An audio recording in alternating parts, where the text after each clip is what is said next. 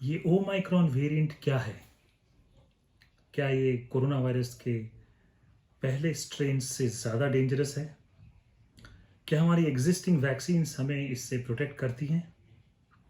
हम अपने आप को और अपने फैमिली मेम्बर्स को इस ओमाइक्रॉन से कैसे बचाएं? इन सभी चीज़ों के बारे में कुछ बात करेंगे। नमस्कार, मेरा नाम है doctor Shashank Dhanuka.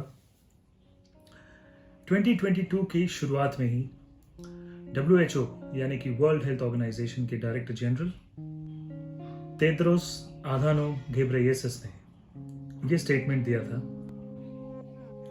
I am confident that this will be the year we end it. उनका एक टारगेट भी है कि दुनिया के 70% लोगों को कंप्लीटली वैक्सीनेट कर दिया जाए बाय मिड 2022। ऐसा करने से हम शायद इस साल के अंत तक कोरोना वायरस को, इस पैंडेमिक को एंड कर सकते हैं। ऐसा अनुमान है WHO के डायरेक्टर जनरल का। तो ये ओमाइक्रॉन क्या है? ओमाइक्रॉन एक वेरिएंट है ओरिजिनल कोरोना वायरस यानी कि SARS CoV 2 severe acute respiratory syndrome corona virus 2। इस वायरस के ओरिजिनल स्ट्रेन के कई बार म्यूटेशंस हो चुके हैं। कम्युनिटी में स्प्रेड होते होते ये वायरस म्यूटेट होते जाती है, इसके जीन स्ट्रक्चर में चेंजेस आते जाते हैं और B.1.1.529 इस वेरिएंट का नाम है ओमाइक्रॉन। WHO ने इसे VOC यानी कि वेरिएंट ऑफ कंसर्न का लेबल दिया है। ये 5वां वेरिएंट ऑफ कंसर्न है सारे कोरोना वायरसेस में अभी तक डेवलप हुए स्ट्रेन्स में से। इसके पहले अल्फा, बीटा, गामा और डेल्टा वेरिएंट्स VOC लेबल किए गए हैं। किसी वायरस को VOC लेबल करने के लिए उसमें दो में से एक क्वालिटी होनी बहुत ज़रूरी है। एक, या तो उसमें इंक्रीज इन ट्रांसमिसिबिलिटी हो यानी कि वो बहुत ज़्यादा जल्दी स्प्रेड करे, कंटेजियस हो, या फिर इंक्रीज इन विरुलेंस हो यानी कि उससे पैदा होने वाले क्लिनिकल फीचर्स, उससे पैदा होने वाले सिम्टम्स नॉर्मल से ज़्यादा खतरनाक हो, नए हो और डिफिकल्ट टू मैनेज हो। When and where? Omicron mid November 2021 में बोत्सवाना, साउथ अफ्रीका में पहली बार डिटेक्ट हुआ था और कुछ क्वारंटाइन ट्रैवलर्स हांगकांग में थे जिनमें यह स्ट्रेन पाया गया था। इसकी 3 सब लीनिएजेस फॉर्म हो चुकी हैं, BA.1, BA.2 और BA.3। इनमें से BA.1 रैपिडली दुनिया भर में इस वक्त स्प्रेड हो रहा है। Is it more severe than the delta variant? अभी तक की मिली रिपोर्ट्स के अनुसार दुनिया भर में जितने भी केसेस ओमाइक्रॉन के पाए गए हैं वो डेल्टा वेरिएंट से कम सीवियर हैं। Clinical features wise, hospitalisation wise और डेथ रेट वाइज हर तरह से ये वायरस डेल्टा वेरिएंट के मुकाबले कम सीवियर है। Is it more contagious? बिल्कुल हाँ। ओमाइक्रॉन अभी तक के सारे वेरिएंट्स के मुकाबले कहीं ज़्यादा कंटेजियस है। एक वायरस के कंटेजियसनेस को मापने का एक नंबर होता है R0 और R0 नंबर। ये बेसिकली उसका रिप्रोड्यूसिबिलिटी नंबर है। ओरिजिनल सार्स कोवी 2 स्ट्रेन के लिए ये नंबर था 2.5 यानी कि एक इंसान को कोरोना वायरस होने से तकरीबन 2.5 लोगों में वो स्प्रेड हो रहा था। ये एपिडेमियोलॉजिकल डेटा के बेस पर आधारित एक नंबर था। डेल्टा वेरिएंट के लिए R0 नंबर 7 के आसपास था यानी कि 1 से 7 लोगों को ये इन्फेक्शन होने की संभावना थी। London school of hygiene and tropical medicine के प्रोफेसर मार्टिन हिबर्ट ने अनुमान लगाया है कि ओमाइक्रॉन के लिए R0 नंबर तकरीबन 10 के आसपास होने वाला है यानी कि ये अभी तक के सारे वेरिएंट से कहीं ज़्यादा कंटेजियस है और 1 से 10 लोगों में फैलने की इसकी क्षमता है। Are COVID-19 vaccine effective against omicron? अभी तक की मिली रिपोर्ट्स के अनुसार ये तो कह पाना मुश्किल है कि ये वैक्सीन इन्फेक्शन प्रिवेंशन में हेल्प करती हैं कि नहीं, मगर सफिशिएंट डेटा अवेलेबल है ये बताने के लिए कि सीरियस इलनेस और डेथ से ये वैक्सीन हमें डेफिनेटली प्रोटेक्ट कर रही हैं।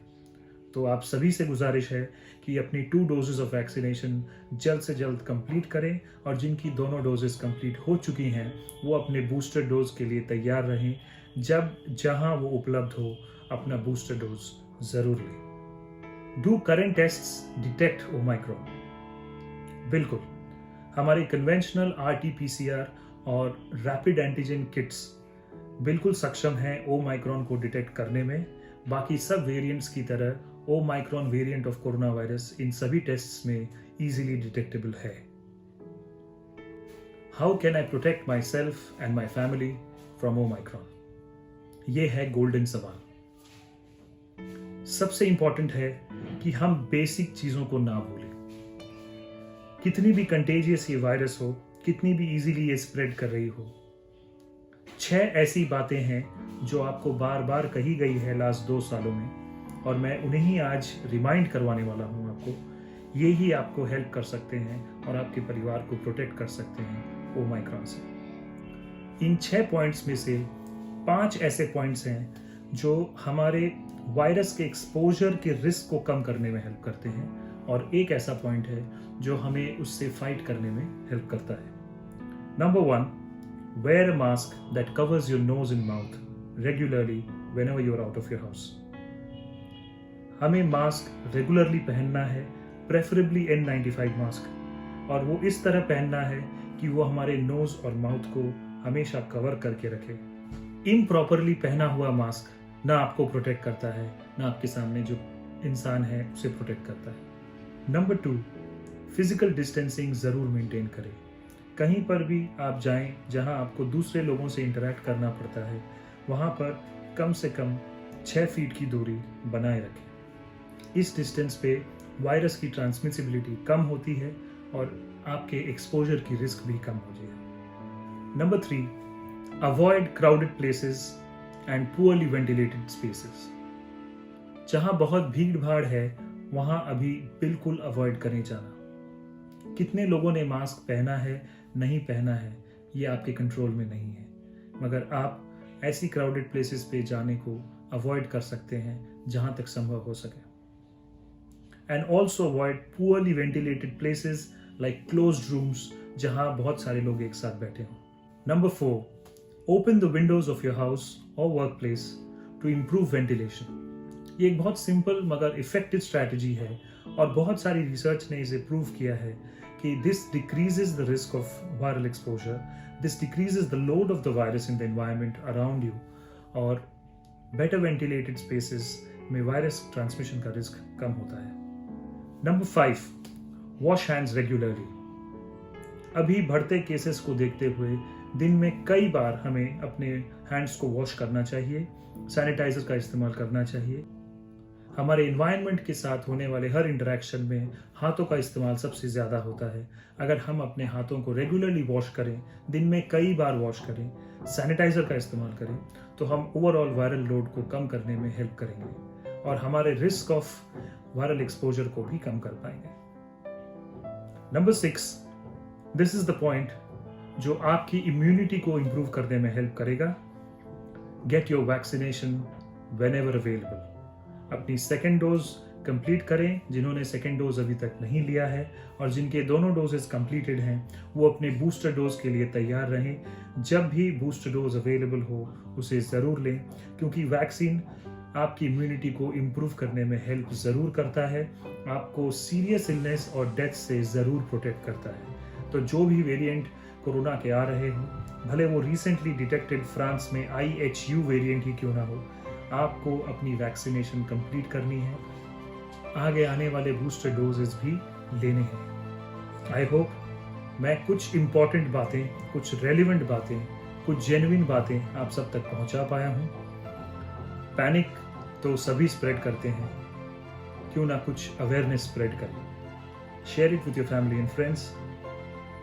Subscribe to my channel for more such relevant and useful content. Like the video and thank you for watching till the end. Namaskar.